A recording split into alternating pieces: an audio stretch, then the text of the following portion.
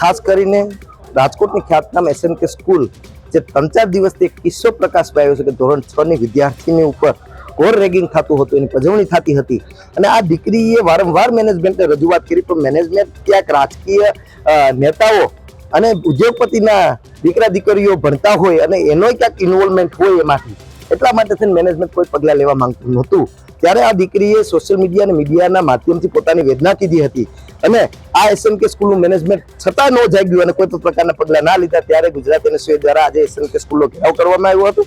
અમારી માંગણી એ છે કે જે કોઈએ પજવણી કરી છે, જે કોઈએ રેગિંગ કર્યું છે, એની ઉપર કડકમાં કડક પગલાં લેવામાં આવે અને જે SNK સ્કૂલ RTEના વિદ્યાર્થીઓ સાથે ભેદભાવ કરે છે, આપણે જોઈશું કે ધોરણ પહેલાથી જ વિદ્યાર્થીને માનસિક રીતે ભેદભાવ કરી અને દેખાડી દેવામાં આવે છે કે ભાઈ તમે SC ST OBC ના દીકરા દીકરીઓ છે, તમારે આમાં ભણવાનો અધિકાર નથી। તો આ ક્યાંક ને ક્યાંક આ લોકોની માનસિકતા ખૂબ જ ખરાબ છે। ત્યારે આજે અમે ઘેરાવનો કાર્યક્રમ કર્યો હતો, તેમાં અમારા 15 થી વધારે NSUના કાર્યકર્તાઓને પોલીસ દ્વારા અટકાયત કરવામાં આવી।